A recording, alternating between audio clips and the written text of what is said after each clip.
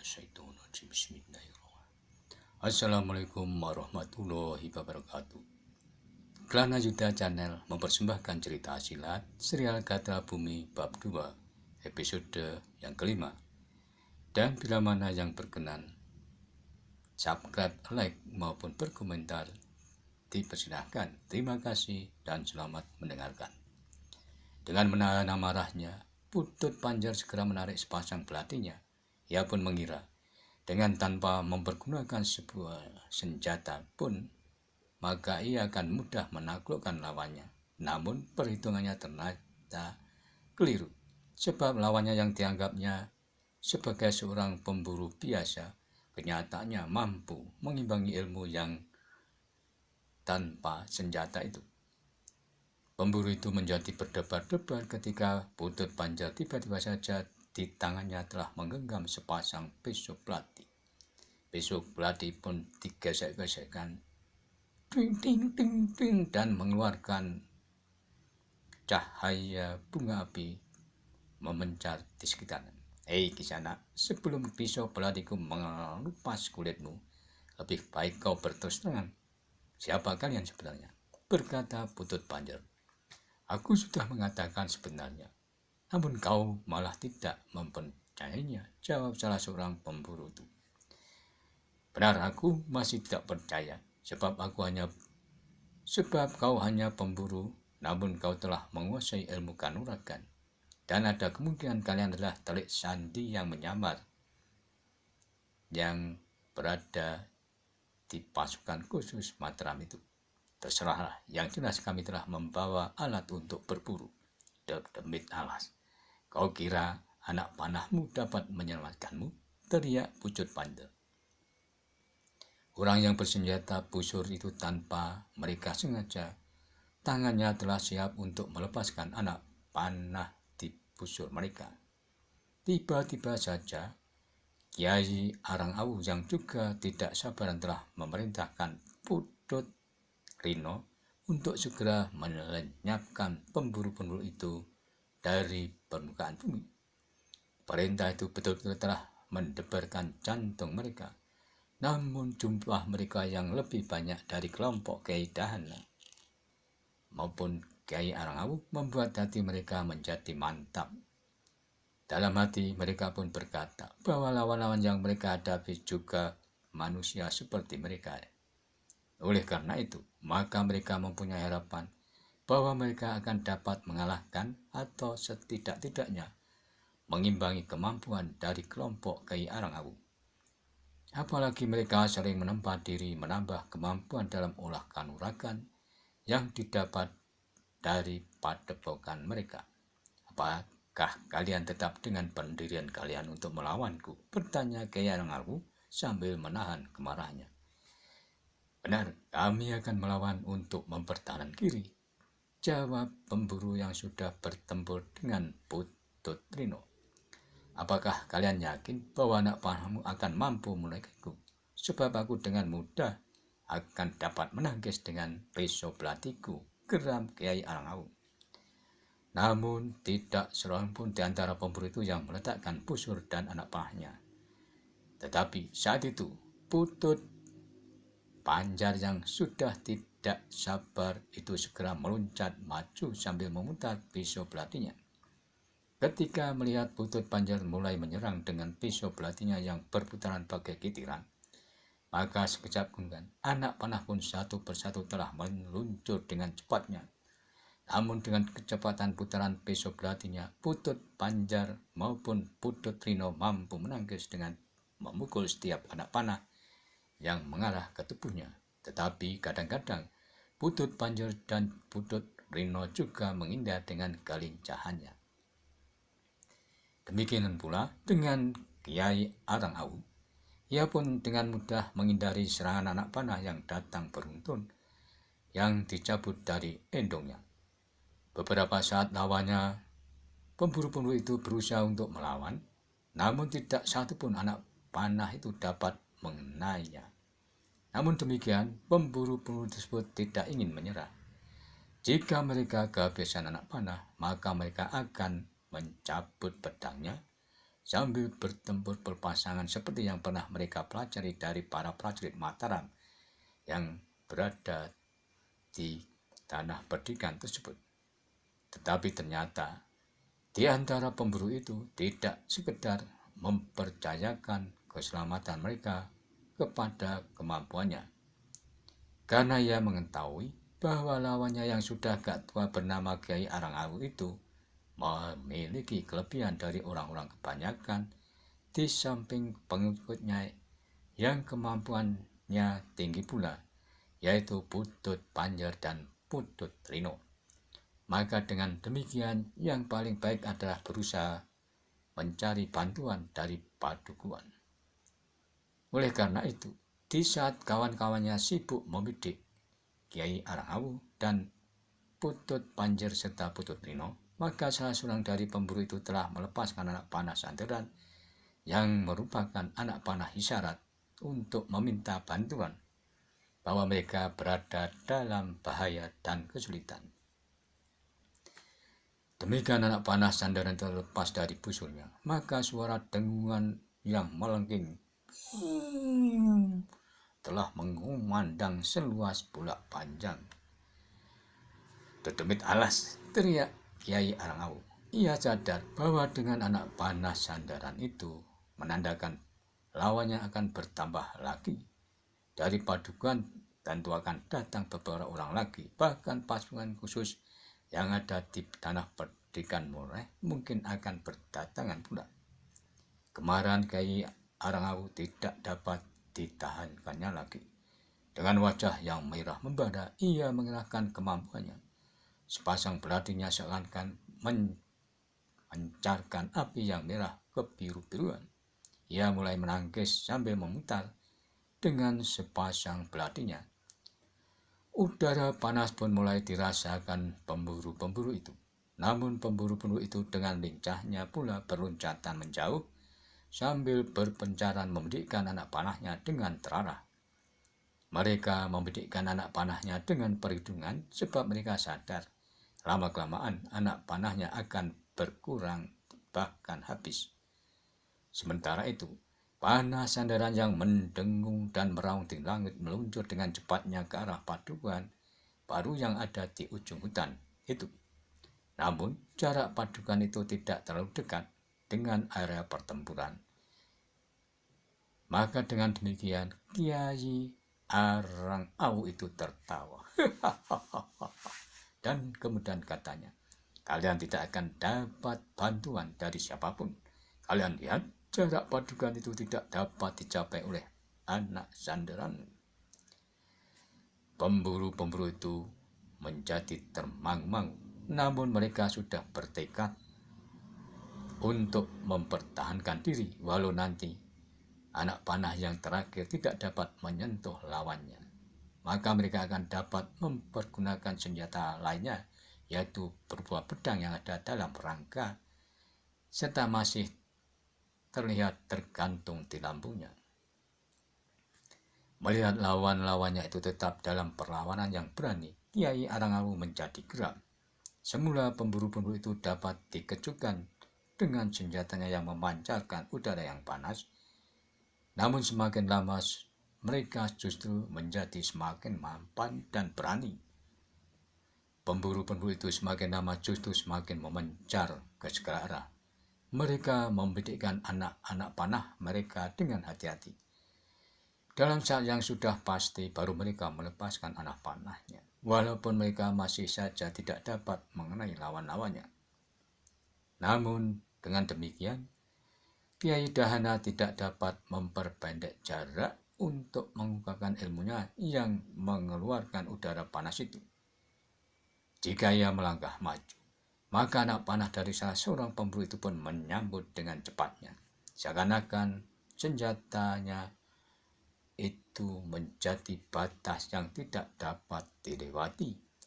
Kemarahan yang memuncak membuat Kiai Arangawu dan Putut Panjar serta Putut Rino yang memiliki kelebihan dari pengikut lainnya, di mana saat itu mereka masih bersembunyi untuk menanti perintah darinya. Ternyata ketiganya masih kurang berhati-hati. Karena perhitungan yang jernih telah tertutup oleh kemarahan mereka. Oleh karena itu, Putut Panjer mencoba meluncat melintasi batas pertempuran yang terlihat semakin panjang jaraknya. Dan seandainya ia berhasil, maka Putut Panjer akan segera bertempur dengan jarak yang pendek, sehingga pemburu-pemburu itu tidak akan berani melepaskan anak panah mereka lagi. Namun dengan demikian, ia merupakan sasaran yang lebih baik, sehingga beberapa anak panah pun hampir beruntun telah meluncur.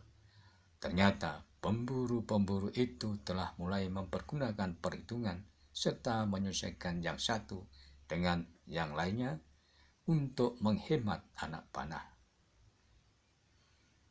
Tetapi dalam kenyataannya, perhitungan Putut Panjer dan Putut Rino yang dikendalikan oleh kemarahan itu kurang tepat. Meskipun ia masih sempat menangkis dan menghindar dari serangan anak panah, namun anak panah-panah itu berterbangan bagaikan tawon endas. Oleh sebab itulah maka Putut Panjer maupun Putut Rino menjadi bingung, sehingga ia merasakan sesuatu yang menyengat baunya. Kiai Arangawu yang melihat Putut Panjer dan Putut Rino mengalami kesulitan, tiba-tiba ia telah berteriak nyaring. Dengan cepat ia berusaha untuk merubah keadaan yang sulit bagi Putut Panjer maupun Putut Rino itu. Kiai Arangawu pun kemudian meloncat maju menyerang dengan tangkasnya. Kiai Arangawu masih sempat menangkis segala serangan dengan senjatanya yang memancarkan udara panas itu. Bahkan ia sempat membuat kejutan dengan lontaran bunga api dari sepasang belatinya yang ia gesekkan satu sama lainnya. Namun ternyata bahwa pundak Kiai Arangawu telah terluka oleh sengatan anak panah lawannya. Kemarahan ketiganya menjadi semakin memuncak, namun mereka ternyata harus menahan diri sampai anak panah lawannya yang terakhir muncul dari busurnya. Lama-kelamaan, anak panah dari pemburu-pemburu pun menjadi semakin berkurang, sehingga tinggal satu persatu yang meluncur dan hilang ditelan oleh rimbunya gerumbulan pohon-pohon perdu di hutan itu. Pemburu-pemburu itu tidak lagi berhasil melukai baik Kiai Arangawu maupun Putut Panjer dan Putut Rino. Dengan demikian, hati mereka semakin berdebar-debar, dan mereka pun sadar jika anak panah mereka habis dan mereka harus bertempur dengan bersenjatakan pedang, maka pemburu-pemburu harus menilai keadaan apakah nantinya mereka akan dapat bertahan. Walaupun demikian, mereka mencoba untuk lebih berhemat lagi. Kemudian mereka pun hanya melepaskan anak panah di saat tertentu saja. Seandainya Kiai Arangawu dan Putut Panjer serta Putut Rino siap meluncat menyerang, maka anak panah itu telah menyambar dengan cepatnya. Terdengar suara Kiai Arangawu yang menggema, dan saat kemudian ia berkata, "Jika kalian mampu, hujani kami dengan anak panah itu. Di saat kalian pernah melukai kawanku itu, bukan berarti kalian telah berhasil. Akan tetapi, semua itu karena kelengahannya. Namun sekarang, kawanku sudah mulai berhati-hati, sehingga anak panahmu tidak akan ada gunanya lagi." Sementara itu, pemburu-pemburu itu masih diam sambil memasang anak panahnya pada busurnya. Namun ternyata mereka menjadi was-was juga, sebab beberapa temannya tinggal mempunyai anak panah tidak lebih 4-5 di dalam endongnya. Kiai Arangawu yang melihat hal itu menjadi semakin senang, sebab sebentar lagi anak panah mereka tentu akan habis, sehingga akan segera terjadi pertempuran jarak pendek. Pada saat itu, dua anak panah masih terlihat meluncur, tetapi semakin lama tinggal satu-satu yang meluncur karena anak panah yang ada dalam endong mereka semakin menipis. Dalam pada itu, anak panah sandiran yang meraung di udara itu ternyata tidak dapat mencapai sampai padukuhan, sebab jaraknya terlalu jauh melampaui jarak lontaran anak panah itu sendiri. Namun beruntunglah pemburu-pemburu yang dalam keadaan kesulitan itu, bahwa seseorang yang sedang mencari kayu bakar telah mendengar bunyi raungan anak panah sandaran. Maka ketika anak panah sandaran itu jatuh tidak jauh darinya, kemudian diambilnya dan membawanya kembali ke padukuhan. Ketika ia bertemu dengan seseorang yang lain, dengan suara gemetar ia berkata, "Aku telah mendengar suara raungan anak panah sandaran dan menemukannya ini." "Dari mana kau temukan anak panah sandaran ini?" bertanya orang yang "Dari pinggir hutan itu." "Kalau begitu, mari kita beritahukan kepada petugas ronda hari ini." Maka kedua orang itu dengan tergesa-gesa melanjutkan langkahnya. Bahkan keduanya berlari semakin cepat, langsung menuju Banjar Padukuhan. Setelah sampainya di Banjar Padukuhan dan ditemui seseorang petugas ronda, maka petugas ronda itu mendapatkannya dengan hati yang berdebar-debar pula. Dengan seksama ia mendengar keterangan dari orang yang menemukan panah sandaran itu. Ya kemudian seperti berdesis, tanda bahaya rupanya. Kebetulan di Banjar itu terdapat beberapa orang prajurit Mataram yang diperbantukan di tanah pendidikan murah, serta Gagah Putih dan Gatra Bumi yang waktu itu sedang berada di Banjar tersebut. Pada saat itu seorang prajurit yang mendengar pembicaraan itu pun mendekat sambil bertanya, "Apa yang kau dengar?" "Panah sandaran," jawab orang yang mendengar panah sandaran itu. Prajurit itu sejenak mengerutkan keningnya dan katanya kemudian, "Marilah ikut aku." Orang pencari kayu bakar itu dengan singkat telah melaporkan apa yang didengarnya tentang anak panah sandaran dan arah datangnya. Setelah mendengar laporan tersebut, maka prajurit itu pun segera menentukan sikap. Lalu diperintahkan 2 orang untuk melaporkannya kepada pemimpin prajurit di padukuhan itu. Sementara 4 orang bersama Gagah Putih dan Gatra Bumi langsung menuju ke arah anak panah sandaran itu meluncur. "Jangan lupa bawa isyarat pula," berkata prajurit yang sedang bertugas di Banjar itu. "Seandainya nanti ada sesuatu yang kurang pada tempatnya, maka kirimkan isyarat dengan anak panah sandaran pula. Dan biarlah seseorang berada di sawah untuk menunggu jika nanti anak panah sandaran itu benar-benar kau lontarkan." Maka prajurit itu pun segera mempersiapkan diri. Sebuah pedang meletak di lambung mereka dan busur telah menyilang di punggung masing-masing. Sementara Gagah Putih dan Gatra Bumi yang ikut menyertainya hanya memakai sabuk kulit dan ikat kepala mereka masing-masing. Sementara itu anak panah di tangan pemburu yang berasal dari padukuhan unjuk hutan itu telah hampir habis seluruhnya untuk membidik Kiai Arang Awut dan Putut Banjar serta Putut Rino yang mempunyai kemampuan ilmu yang tinggi. Meskipun saat itu masih ada 1-2 orang yang menyiasakan anak panah mereka untuk saat-saat yang betul-betul gawat. Sementara kawan-kawannya yang lain telah bersiap memegang pedang di tangan mereka. Pada saat itu, Kiai Arang Awu ketika melihat anak panah lawannya sudah menipis, maka ia pun berkata, "Kematian kalian sudah semakin mendekat," geramnya, "sebab kalian tidak akan berbuat apa-apa lagi." Pemburu itu pun tidak menjawab, namun mereka mulai berpencar mengambil arah perlawanan masing-masing. "Ternyata kalian menjadi semakin siap dan sigap, siapakah yang mengajari gerakan-gerakan itu?"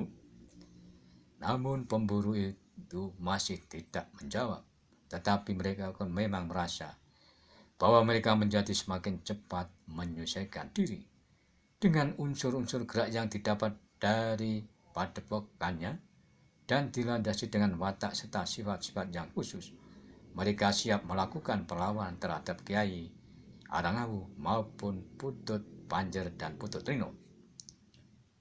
Dalam pada itu, 4 prajurit berserta gagah putih dan Gatra Bumi yang menuju arah anak panah Sanderan untuk melihat keadaan itu pun telah bergegas di bulak persawahan.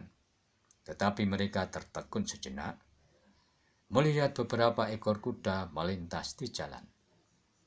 Mereka pun kemudian bergegas menuju ke arah yang ditunjukkan oleh orang-orang yang mendengar anak panah Sanderan tersebut. Prajurit-prajurit itu berserta gagah putih dan Gatra Bumi tidak akan membiarkan orang yang dalam kesulitan itu dibiarkan ditelan oleh bahaya. Tentu ini bukan hanya sekedar binatang buas. Sampai-sampai ada yang melepaskan anak panah Sanderan, sebab mereka membawa perlengkapan berburu. Desir salah seorang prajurit itu sambil berlari. Apakah ada orang yang mendengarnya? Ya benar. Para petugas hari ini melihat mereka, sebab mereka singgah sebentar di gardu penjagaan. Mereka telah mendapat izin untuk berburu binatang. Kawannya tidak menyaut. Dengan wajah yang tegang mereka mempercepat larinya. Setelah mereka mendekati arah yang ditunjuk, maka mereka pun memperlambat perjalanan. Kemudian mereka harus berhati-hati menghadapi segala kemungkinan, karena mereka belum tahu pasti apakah yang telah dihadapi oleh pemburu-pemburu itu. Kelihatannya mereka kelompok lebih dari 5 orang, desir salah seorang dari prajurit itu. Kawan-kawannya pun mengangguk-angguk. Kalau memang demikian, maka mereka betul-betul dalam keadaan yang gawat. Sementara itu, Kiai Arangawu telah berusaha untuk memancing anak panah yang terakhir dari setiap pemburu yang ada di sekitarnya. Sekali-sekali ia menggeram sambil meloncat bagaikan harimau yang kelaparan. Dan dengan demikian, ia berhasil memaksa lawan-lawannya untuk melepaskan anak panahnya. Di saat anak panah terakhir telah meluncur dari busurnya, maka Kiai Arangawu tertawa terbahak-bahak. Dan di sela-sela deret tawanya ia berkata, "Kalian jangan menyesali nasib kalian yang sekarang tinggal menunggu waktu yang paling pahit di dalam hidup kalian." Para pemburu itu tidak menjawab, namun mereka sadar bahwa mereka akan segera sampai pada saat yang berat dan genting. Berdoalah untuk persiapan menjelang ajal kalian.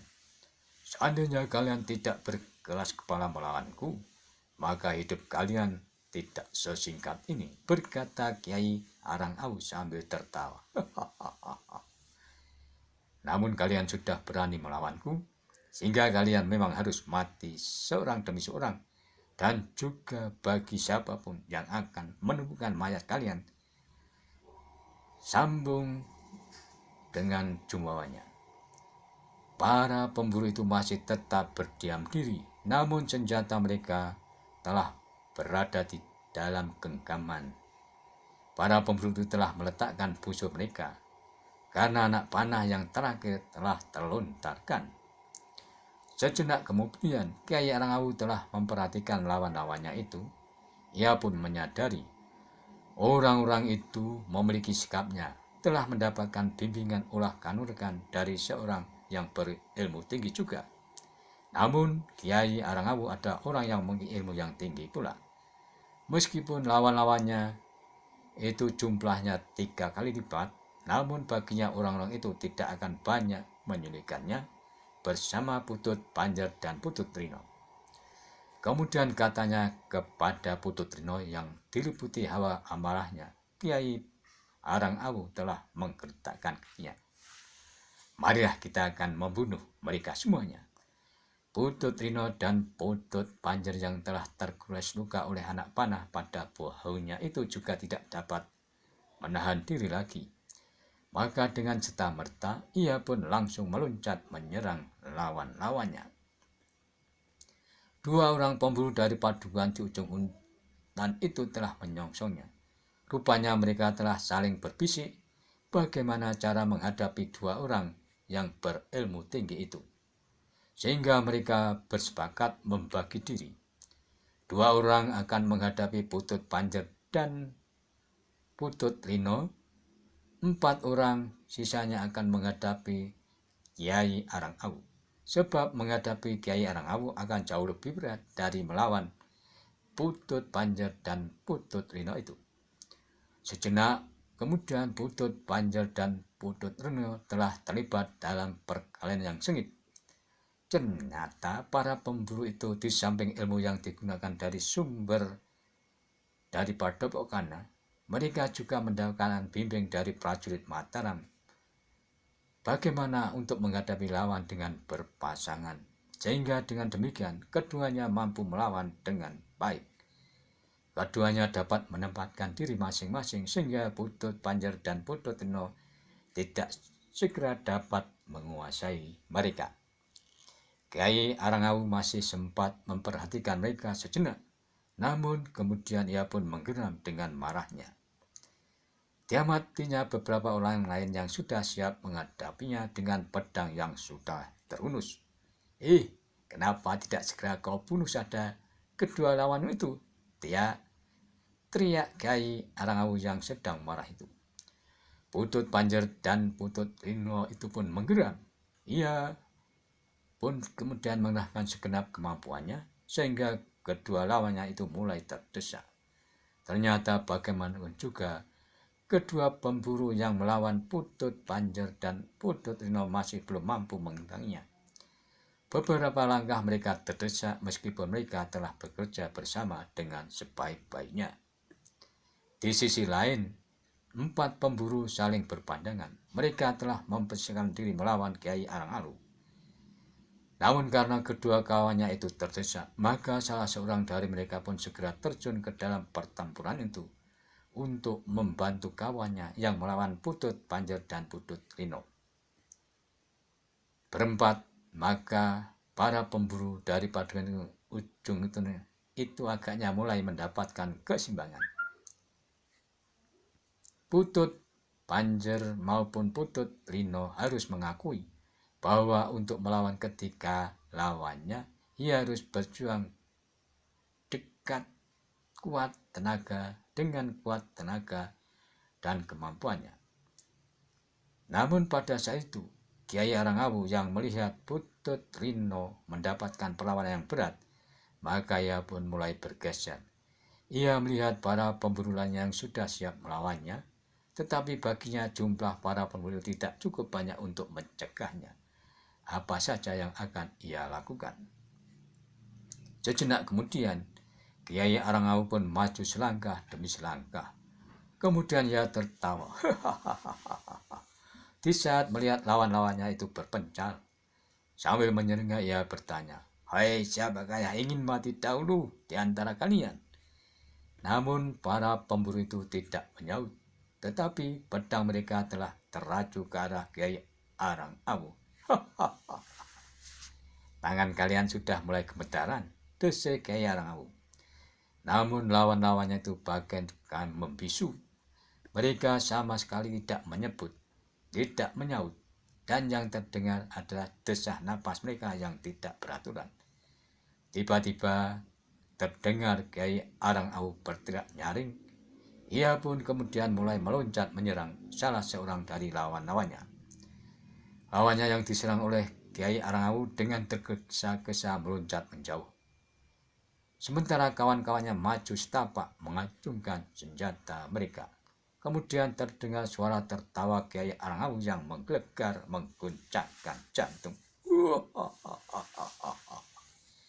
Bulu-bulu tengkuk para pemburu itu telah meremang mendengar suara tertawa Kiai Arangawu. Bahkan ketika kawannya yang bertempur dengan Putut Panjer dan Putut Rino itu telah terpengaruh pula olehnya. Seakan-akan suara tertawa itu meneriakkan tembang maut dari lembah kematian. Sejenak kemudian, Kiai Arangawu telah benar-benar bertempur dengan kemampuannya. Para pemburu itu telah terdesak. Kedua peso belati Kiai Arangawu yang membawa udara panas seakan-akan berubah menjadi berpuluh-puluh pasang melingkari dirinya dan menyerang beruntung ke arah mereka, sehingga udara panas yang dikeluarkan dari kedua senjata itu telah menyambar ke area pertempuran. Para pemburu yang melihat tata gerak yang diperagakan oleh Kiai Arang Awu menjadi ngeri sendiri. Mereka menyadari bahwa mereka tidak akan dapat melawannya, betapapun juga mereka terus berusaha. Namun pertempuran itu sudah dimulai, sehingga tidak ada gunanya bagi mereka untuk memikirkannya. Apakah mereka akan menghindar atau akan kehilangan nyawa? Namun apapun yang akan mereka lakukan, Kiai Arang Awu sudah mengambil keputusan untuk menyelamatkan lawan-lawannya dari muka bumi ini. Namun pada saat para pemburu itu terdesak dan seakan-akan tidak ada lagi jalan keluar, tiba-tiba area pertempuran itu telah dikejutkan oleh kedatangan beberapa orang. Mereka adalah para prajurit, Gelagah Putih, serta Gatra Bumi. Demikianlah cerita silat Jenderal Gatra Bumi bab 2 episode yang kelima. Nantikanlah episode selanjutnya. Terima kasih, sampai jumpa.